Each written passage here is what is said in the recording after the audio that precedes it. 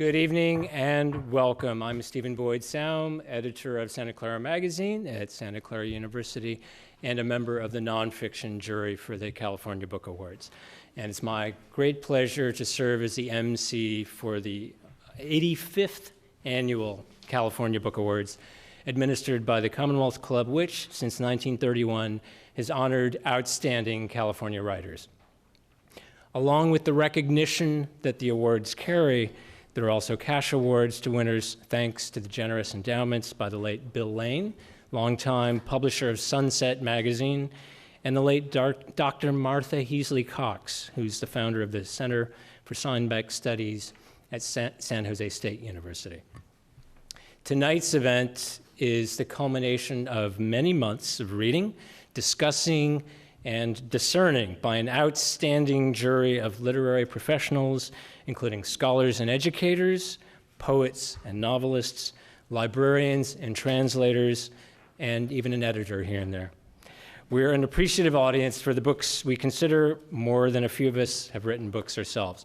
And I'd like to ask my fellow jurors who are here to stand as I name them. For young adult and juvenile literature, Rosalind Chang and Carla Kozak.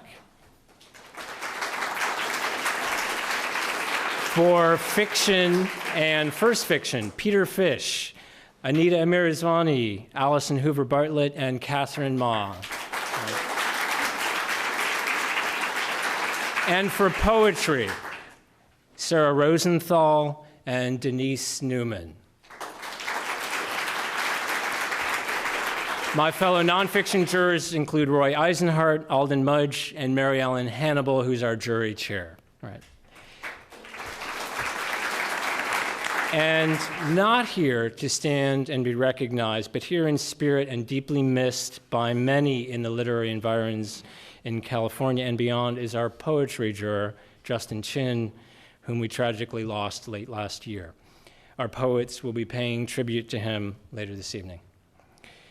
Now, one of the privileges and dilemmas that comes with these awards, we were presented with an extraordinary variety of good writing to choose from uncovering moments of grace in the laundromats and halfway houses of the American Southwest, and in the lives of the Bay Area upper class, struggling mothers, hitchhikers, and bad Christians, to the kaleidoscopic story of the quintessential but mostly ignored American murder, one young black man slaying another, to a chilling narration and layered portrayal of a young man drawn into the extreme politics and legacy of the Vietnam War.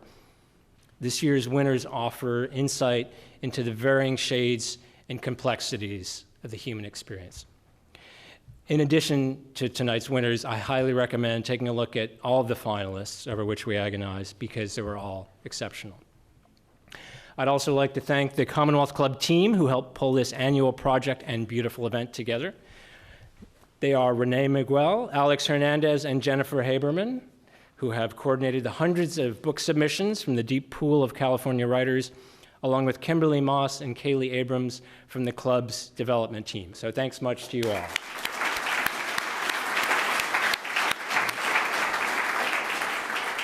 And we are tremendously grateful to our loyal program sponsor, the Bank of the West. Please welcome Paul Weibel, head of the National Finance Group for Bank of the West.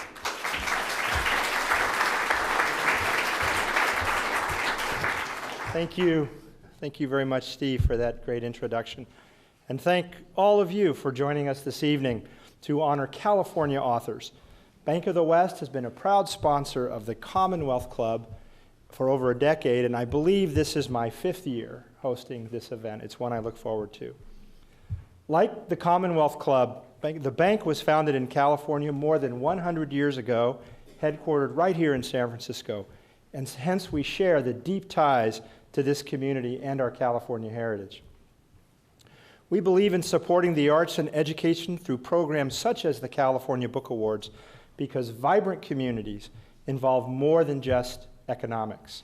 Celebrating the literary arts is just one way to inspire how we live and work. Writers and poets help us experience and appreciate the world and each other with sensitivity and understanding. On behalf of myself and Bank of the West's 10,000 employees, it's my pleasure and sincere congratulations to the authors being honored tonight. Thank you, and enjoy the program. And now, please welcome the Commonwealth Club's President and Chief Executive Officer, Dr. Gloria Duffy.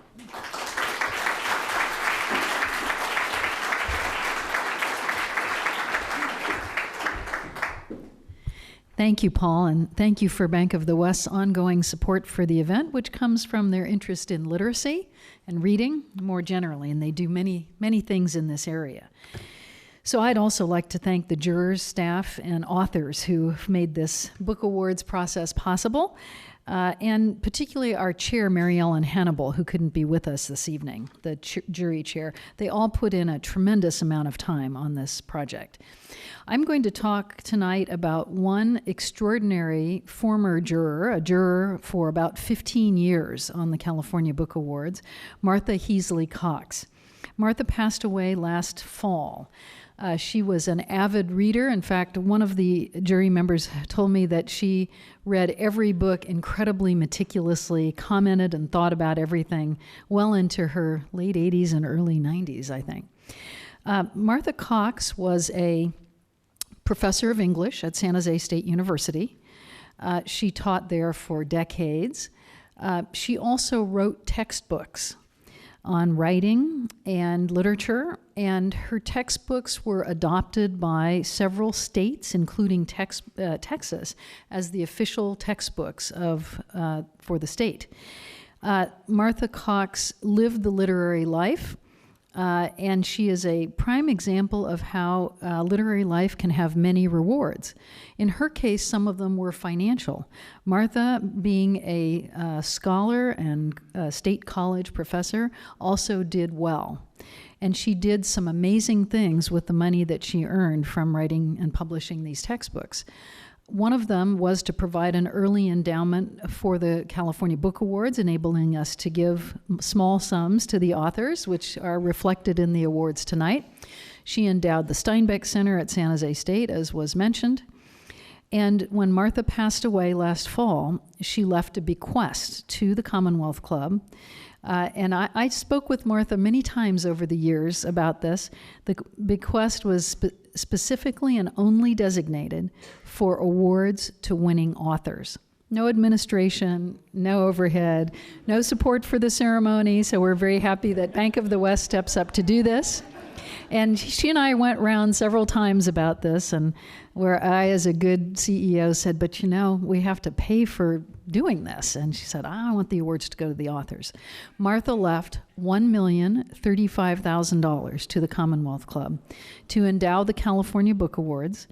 The annual income from this sum of money will go entirely to cash awards to the authors.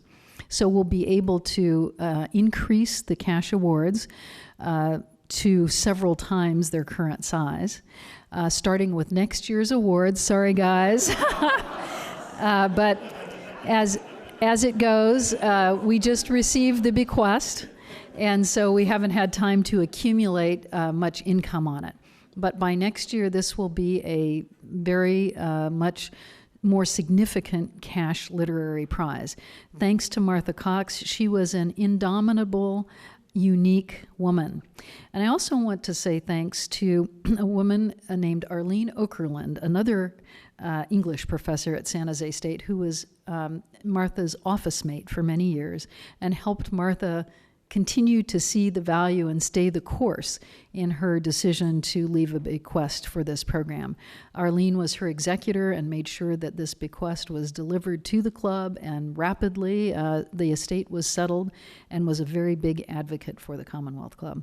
So again, the literary life has many rewards, and Martha Cox gave much to her to all of us while she was alive as a juror and participant, and she's given much to us to increase the importance and the remunerativeness of these awards to the authors going forward. So we thank you, Martha, and we thank all of you for everything you've contributed as well.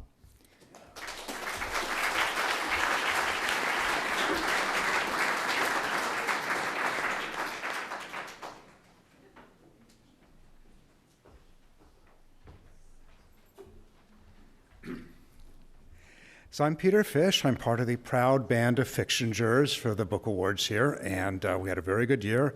So I'll be announcing both the first fiction and our fiction medals. Starting off with our gold medal for first fiction to The Sympathizer by Viet Thanh Nguyen. Political novels are rare in American fiction. Wildly ambitious and successful political novels are even rarer. That's why the fiction jury takes great pleasure in giving the first fiction award to Viet Thanh Nguyen's The Sympathizer, a novel. The Sympathizer takes a period of American and Southeast Asian history that many of us thought we already knew well and transforms it into something entirely new, shocking, brutally funny, and brutal. A tale told by a Vietnamese captain of divided loyalties who, as a narrator, can take his place alongside Graham Greene's Thomas Fowler or Joseph Conrad's Marlowe. It is an astonishing book. So with great pleasure, we offer the first fiction to Viet Thanh Nguyen.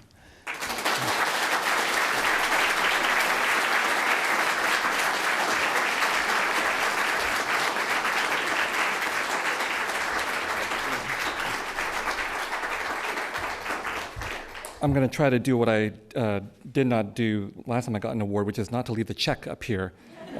Second thing is, I've got to take your picture. I'm Asian. Okay.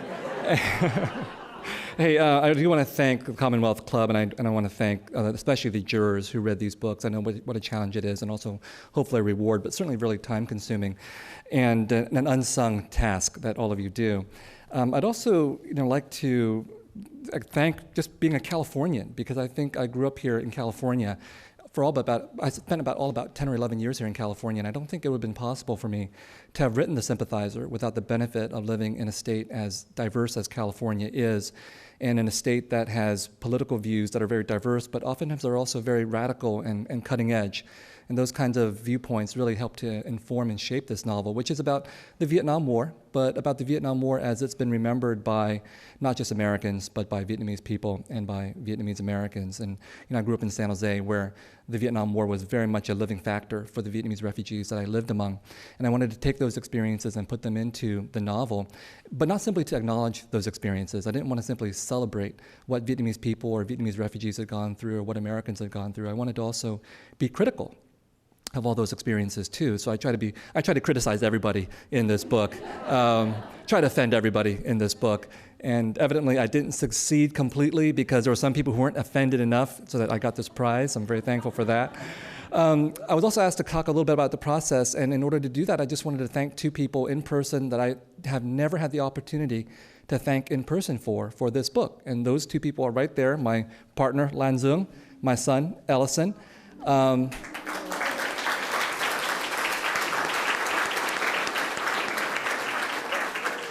If you want to talk about process, the fact of the matter is that Lan we've been together 20 years, and not married all 20 years, but still I should get credit for every single one of those years.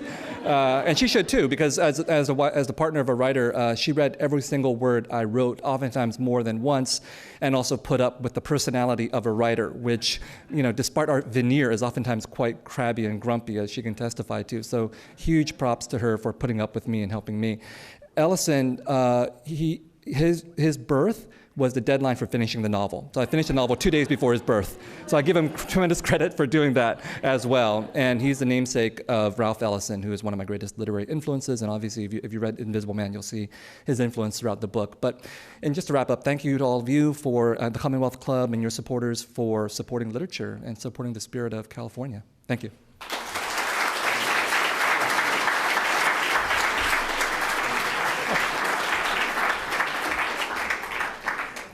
Okay, now we're going to move on to our fiction awards. And first is the Silver Medal for Fiction.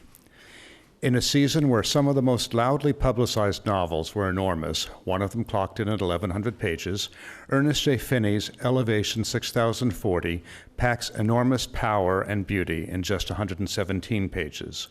The time is the 1980s, the place, the northern Sierra Nevada. One family, a father who wants to keep living his back-to-the-land dream of the 1960s, a mother who understands that the dream's time is past, 3 kids, including 13-year-old Roscoe, who as a narrator is clear-eyed, unsentimental, and capable at a couple of points of bringing this reader to tears. You either belong in the mountains or you don't, he announces near the start of this book. And that is what the novel is about. Where do Roscoe and the members of his family truly belong? I think of Elevation 6040 as a Sierra cabin, handsome, compact, and built to last. With great pleasure, we give the fiction Silver Medal to Ernest J. Finney for Elevation 6040.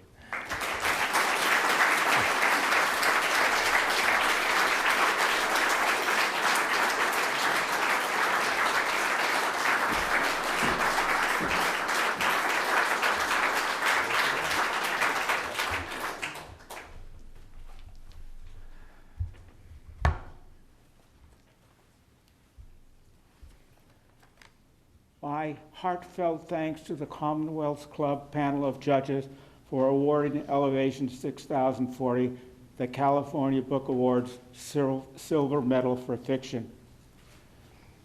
This book is a salute to a small California mountain county with a complicated and twisted history, once swarming with 100,000 49ers looking to strike it rich. Sierra County is now home to a national forest and about 3,000 residents, a setting of great natural beauty, though scarred by evidence of past errors with hydraulic and hard rock mining and clear cutting. Elevation takes place mostly in Sierra County, across a couple of summers and winters in the 1980s as seen through the eyes of a 13-year-old boy and his family. And much of what happens to them grows out of its distinctive nature of the locale. To receive this award tonight is an honor for the book and the place, and I thank you.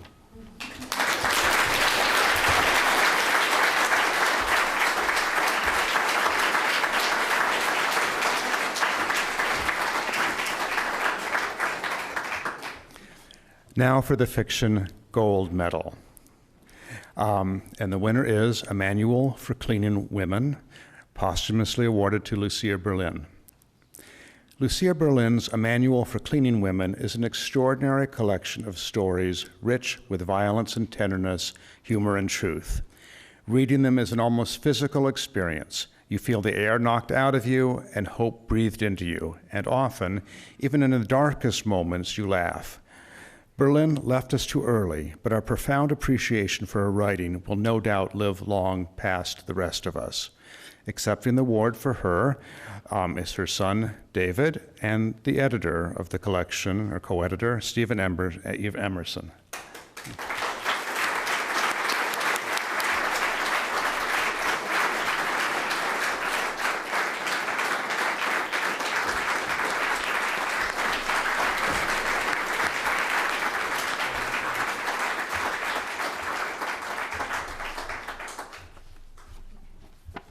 Thanks, Peter. Sure.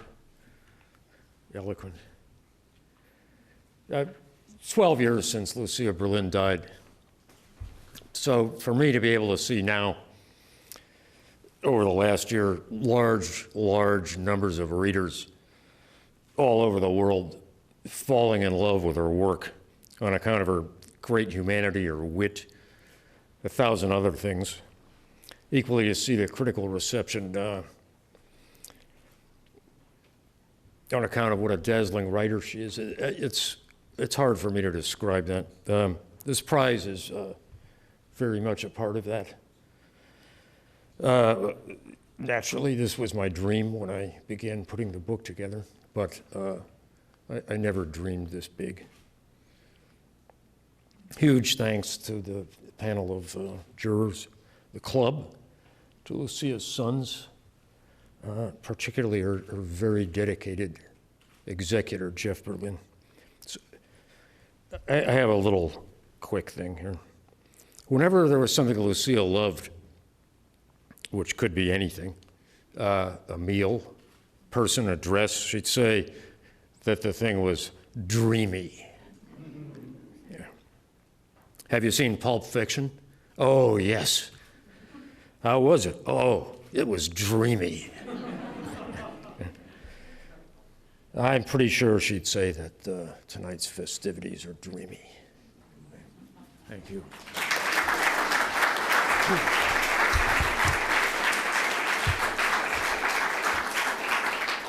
Thank you, Stephen. On behalf of my brothers, Jeff, who's here, Dan, who couldn't make it, and our late brother, Mark, as well as Lucia's grandkids, Nico, Truman, and Cody, we humbly and gratefully accept this award. It's been an unbelievable 10 months since the book came out, and tonight is kind of just another validation of Lucia's life work. And like Steve said, we had no idea that it would be received so positively. To all of Lucia's friends, like Stephen, fellow writers, and students, thank you for the support and encouragement she was writing for them, especially her friend writer, Barry Gifford, who kind of pushed the idea of the book forward, and then Stephen for doing the heavy lifting and taking it on and doing such a great job with the editing, and being present at all the events like this. Together, we've done quite a few of these. It's been really incredible. We want to thank, obviously, the Commonwealth Club for hosting this and keeping this going. We didn't know people still read books, and had no idea so many would read hers, and obviously the jurors who, from what I understand, read like 120 books and fought and cried and screamed and came up with this as the winner. It's really been amazing, and she also said, as opposed to being dreamy, that she'd adore this, and she adored Stephen, and would adore all of you. So just thank you very much.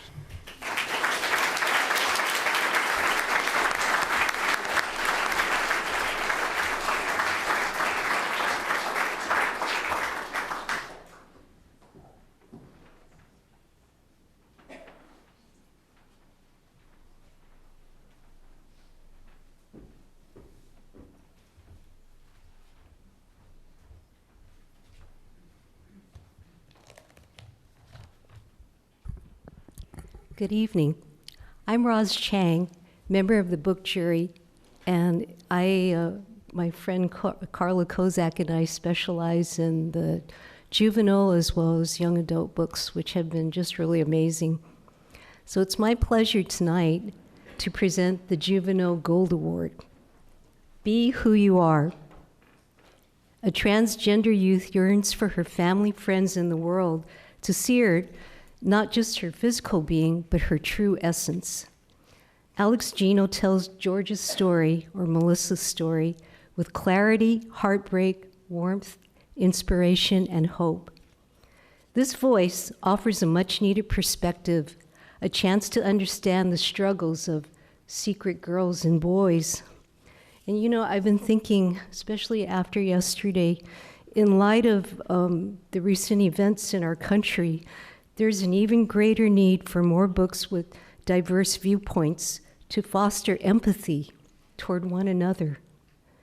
After yesterday's tragedy in Orlando, I appreciate even more Alex Gino's sharing of Melissa's story with this world. It was a very, very brave thing to do. To accept the award for George, please welcome A.J. Sarabi from Rainbow Day Camp.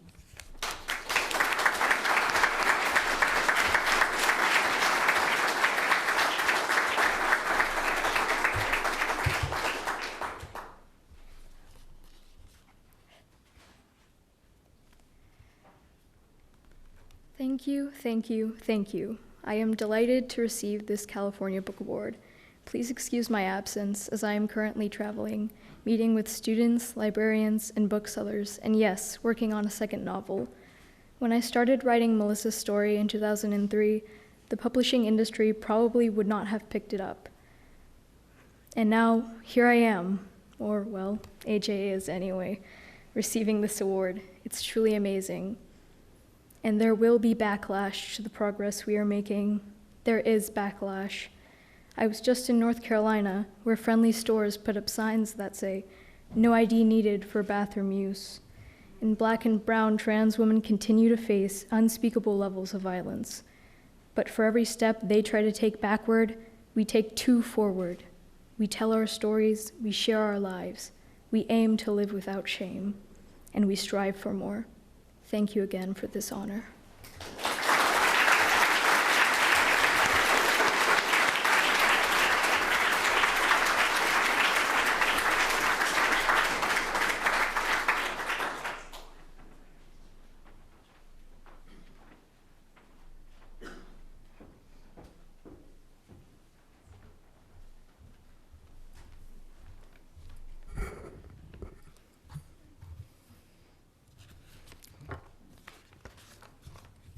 Good evening. I'm Carla Kozak.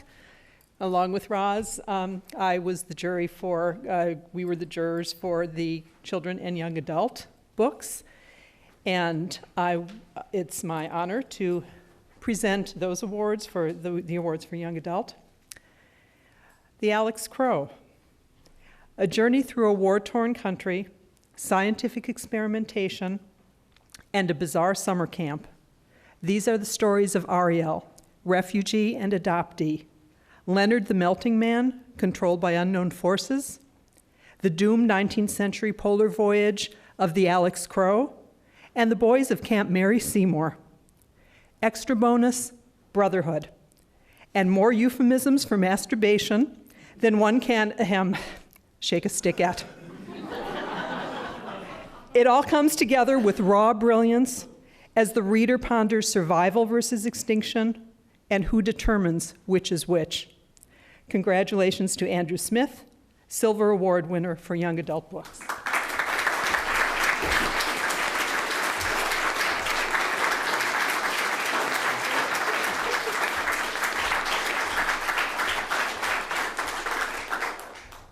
I don't know what she was talking about. There is a real Ariel, and I owe him a tremendous debt of gratitude for being an inspiration to the novel The Alex Crow. He was the first of many young Syrian boy refugees that I've been working with in the past 6 years or so.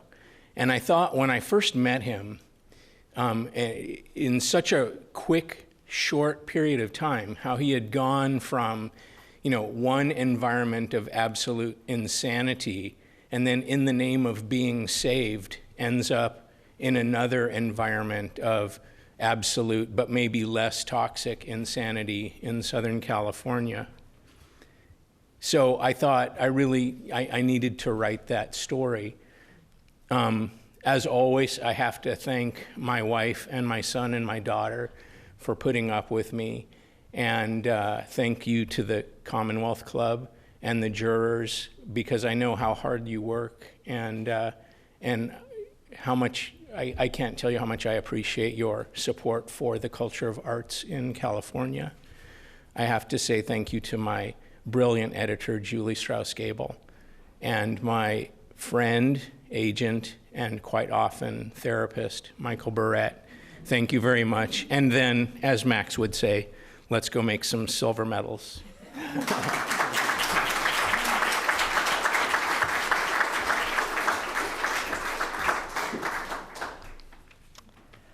Challenger Deep by Neal Shusterman. A plunge into the mind of a schizophrenic teen, brilliantly plotted, beautifully written, and achingly insightful. As Caden Bosk moves between real life and the bizarre voyage not quite connected to reality, the reader takes a leap into the rough sea of mental illness. Brendan Shusterman allowed his father, Neal, to interpret his personal voyage. Together, they offer an anchor of hope. Congratulations to Neal Shusterman, Gold Award winner for young adult books, accepting on his behalf the illustrator and his son, Brandon Shusterman.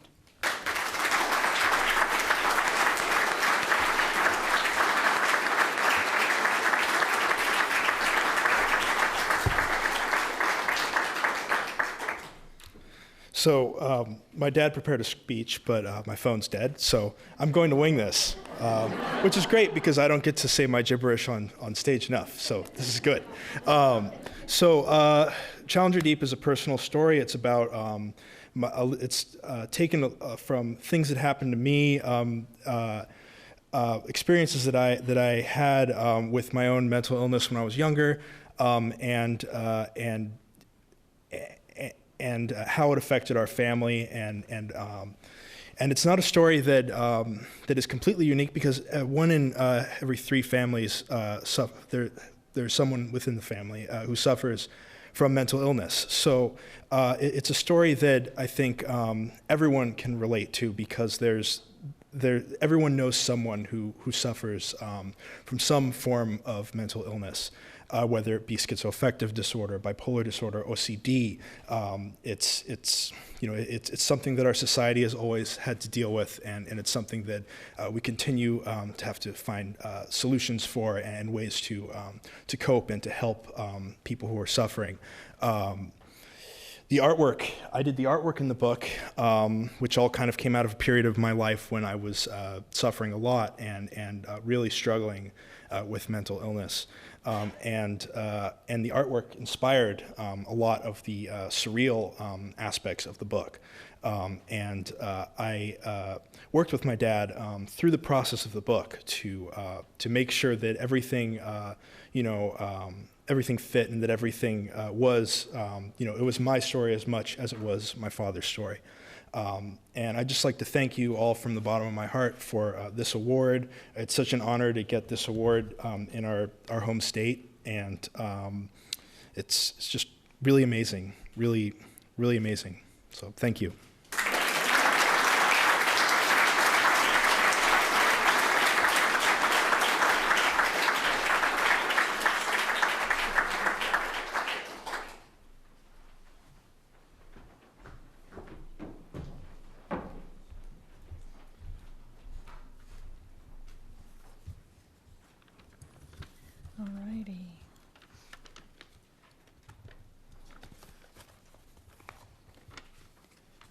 Hi, I'm book juror Sarah Rosenthal. And I'm Dean Rader. And we're here to honor 2 talented writers tonight who are no longer with us. I'm no longer on the poetry jury, but it was a great honor, is a great honor for me to be invited back to honor our friend and fellow juror, Justin Chin. Justin Chin, a queer Asian American performance artist and author of several books of poetry and prose, served on the California Book Awards jury for 15 years before tragically passing late last year at 46 years old. Justin was a major figure in the alternative writing scene here in San Francisco, but as a jurist, and I can speak to this with great experience, he displayed remarkably Catholic literary tastes. Justin said, "The real work is finding empathy with something that has nothing to do with you directly." Justin's unique combination of openness and acuity, prickly humor and gentle compassion are sorely missed. Here's a bit of his poetry for you.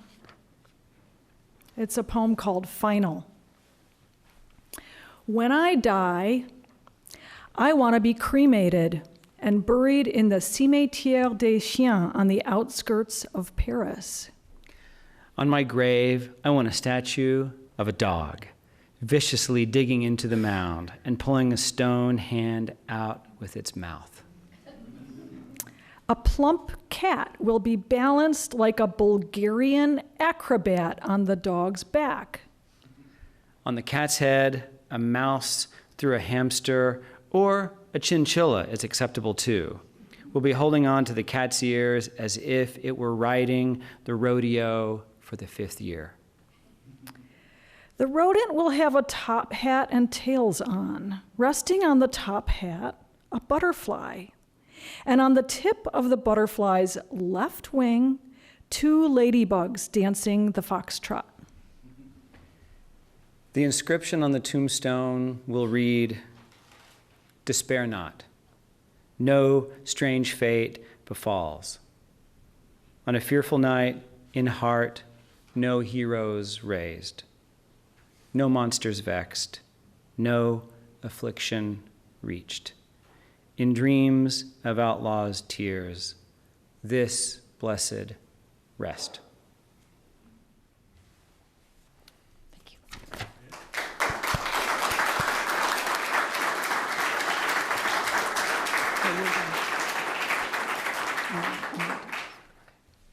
Okay, so now it's time to present the award to someone else who is no longer with us. The gold medal in poetry goes to Cancer Angel. In language both frank and incantatory, Cancer Angel charts poet and homeopath Beth Murray's journey from diagnosis through chemotherapy to alternative medicine. Murray attends acutely, tenderly, to a surprising variety of presences: the spirit of a dead brother, pine trees on a ridge, phantasmagoric goats, even the tumors growing inside her. Each act of attention strengthens her capacity to shed fears, inhibitions, and disappointments. Rejoice in nature's interconnectedness, and face the possibility of death. By the time she finished the book, Murray believed she'd moved through the worst of the illness. She hadn't. She died a year or so later, leaving us this work of integrity and courage. I was a hawk before this. I was collecting incredible views, the song of our brief encounter. To accept this award, please welcome Beth Murray's sister, Kelly.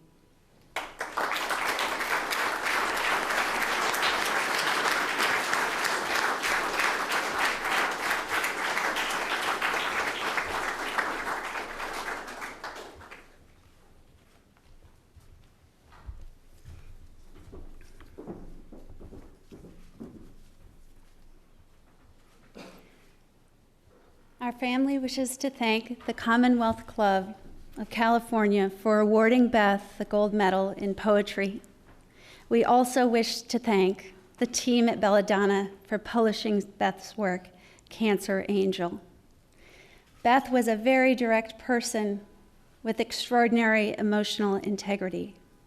As a poet and classical homeopath, she believed that the body manifested illness as a necessary marker which could aid in emotional discovery and healing.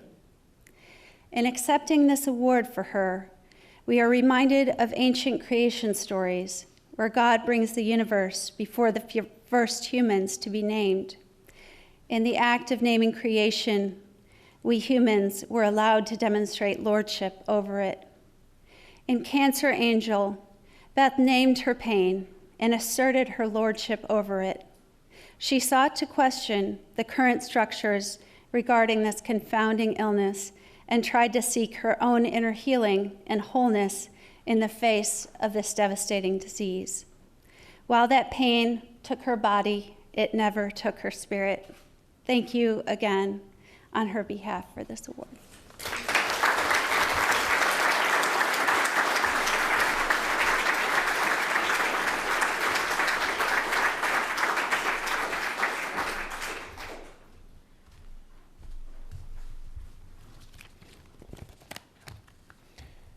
Nonfiction. The silver medal in nonfiction goes to Neurotribes, The Legacy of Autism and the Future of Neurodiversity by Steve Silberman. Neurotribes is a comprehensive magisterial history and inquiry into autism, how it has evolved, and what it means for the future of human cognition. It's an absolutely mind-blowing book. Congratulations to Steve Silberman, winner of the Silver Medal for nonfiction.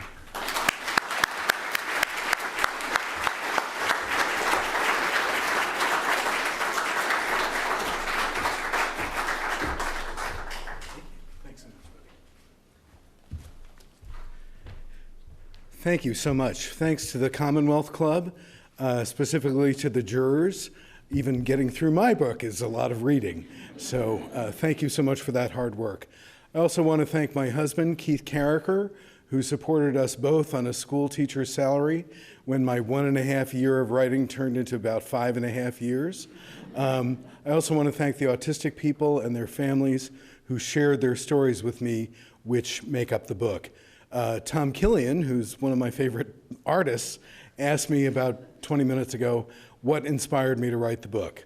And I tell that story at length in the introduction, but what I told Tom was the pain and suffering and confusion of the families of autistic people. And I saw a tremendous real confusion about things like vaccines, et cetera. And once I started digging into the deep history of autism that had never been discovered, I discovered that A, the standard version of history is repeated in 1 million textbooks and Wikipedia was incorrect, and that if you understood the correct timeline, you would understand why the diagnoses started going up so much in the 1990s.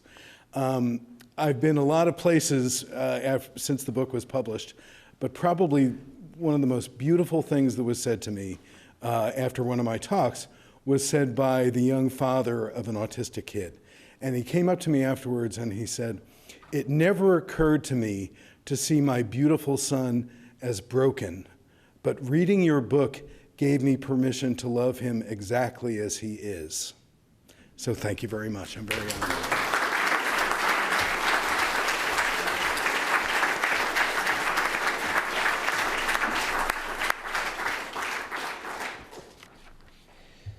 The gold medal in nonfiction goes to Ghettoside, a story of murder in America. After years of embedding with homicide detectives in poor neighborhoods in Los Angeles, LA Times crime reporter Jill Leovy became convinced that the high murder rate among African American males is due to under-policing. Murder, she notes in Ghettoside, is an illuminating Ghettoside is an illuminating nonfiction narrative. But murder, she notes, is the #1 cause of death of African American men between the ages of 18 and 35. And African American males are just 6% of the country's population, but nearly 40% of those murdered. Their deaths are largely ignored by the media and receive, as she shows, a collective shrug from society. Fewer than 40% of the murderers in these cases, usually other African American men, are caught and punished. In this vacuum, Leovy asserts, a heart-rending chaos reigns.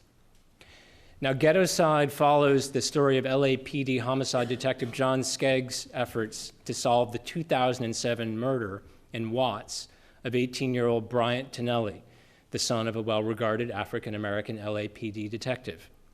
White and politically conservative, Skaggs believes that all homicide victims, and especially poor victims of color, deserve excellent detective work.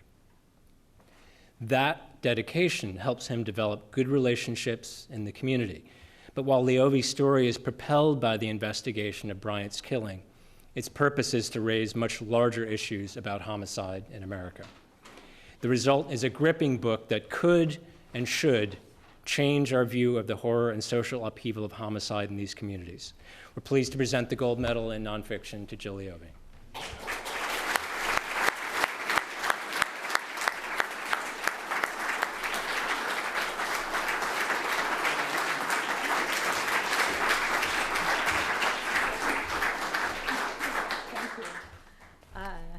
Thank you very much to the Commonwealth Club. Thank you to the jurors for reading all those nonfiction books.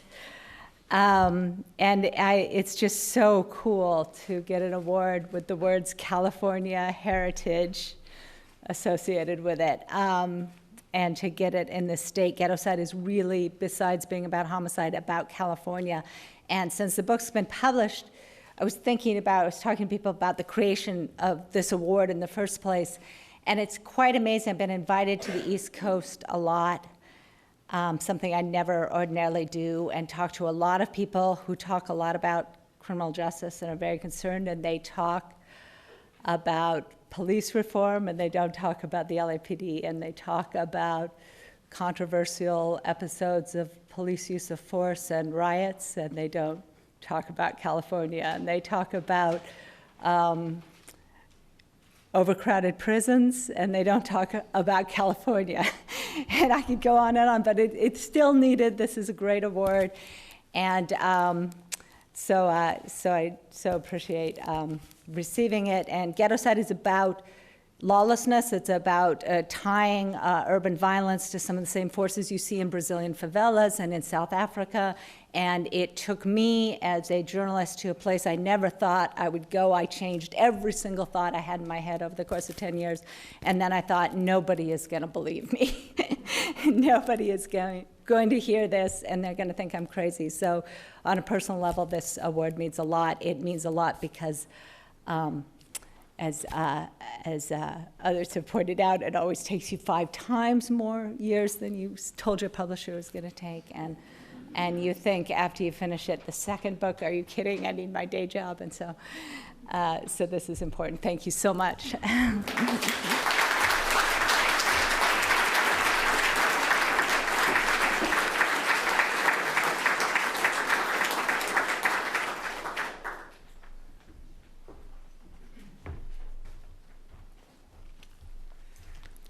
So next we're coming up on a couple of sort of special categories for books and for authors who don't fit neatly into the kind of our usual categories. The first one is Californiana, for a book and a writer, and in this case artist, whose work, his sort of entire body of work, says something marvelous about the state. And this year's gold medal for Californiana goes to Tom Killian for California's Wild Edge, The Coast in Prints, Poetry, and History.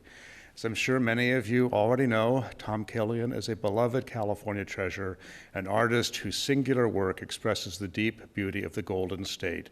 This book integrates poetry, history, and art, and finds the song of the California coast. Many congratulations to Tom Killian.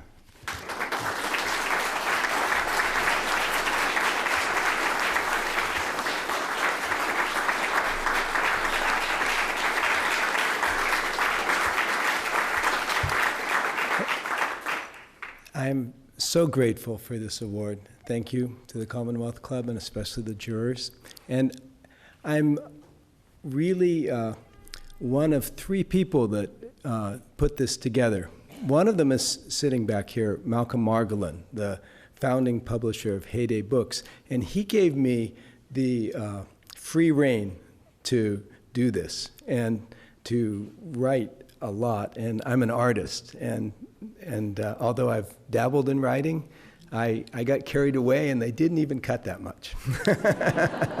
And then, of course, the great inspiration for the book is my friend and collaborator on a number of projects. This is the 3rd book we've done with Heyday that integrates my prints with poetry, and that is California's greatest poet of the natural world, Gary Snyder. And this is the first book where really I kind of steered the text along, and nonetheless, Gary, through a number of interviews that we did and just my reading of his journals and of course his poetry, inspired the direction this book took and the way I integrated a lifetime. It's a lifetime of artistic work. And some stories that go back to my teens about the coast, and my early love of the poetry of Robinson Jeffers.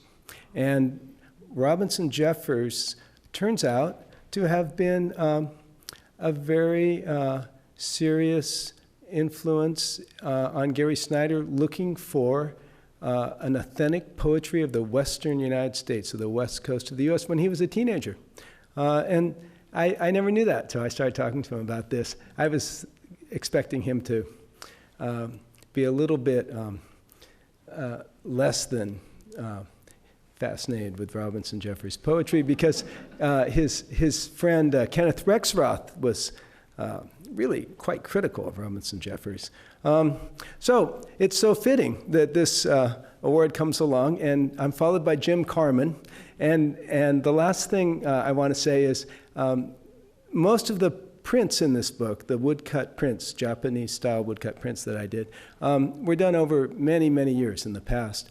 But I did get together a few of them just for this book, and I decided that the opening set of matched prints, a diptych, of Carmel Bay, looking at Point Lobos from where Robinson Jeffers built his stone tower down there in the early years of the 20th century, should be, the set piece for opening this book. And I had a sketch with a big cloud that became more and more flaming red as I worked on it, because these things grow. I mean, artists, let things take their own life, and it just took off. And it went from gold to orange to fire.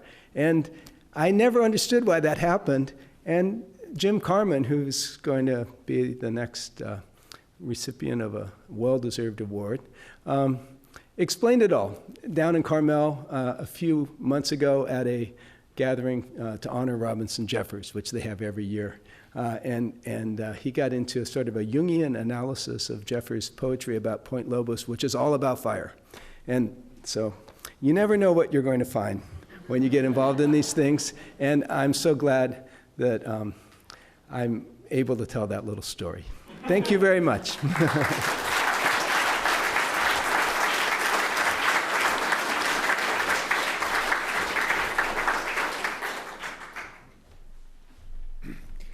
Well, as Tom Killian just said, that is the perfect segue to our next award.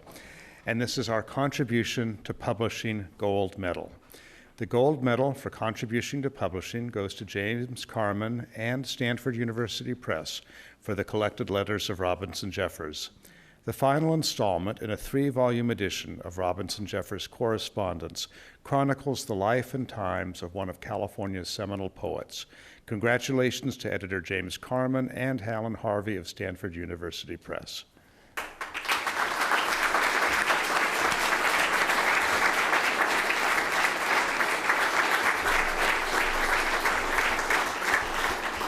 Thank you, Tom. The Notable Contribution to Publishing Award specifically acknowledges the collaborative nature of publishing, and this year, the vision, commitment, and artistry of Stanford University Press. No author could ask for more from a publisher than I have received from Alan Harvey, the director of the press, and from his exceptional staff. Alan is here this evening, along with Bruce Lundquist, the designer of the collected letters and poet and prophet. My gratitude to Alan, Bruce, and everyone at Stanford is boundless. I'm also grateful to my wife, Paula, who is my research and editorial assistant, and as such, she has an equal share in this award. Without her dedication and exceptional skills, I would not be standing here this evening. In addition, I would like to thank all of you, the Commonwealth Club, and the members of the California Book Awards Selection Committee. As readers of books, you complete the circle of collaboration that inspires authors and makes publishing possible. Finally, I would like to acknowledge Robinson and Una Jeffers, the subject of my research. As authors of the letters that Stanford brought so vividly to life, it is their work we honor tonight. Thank you.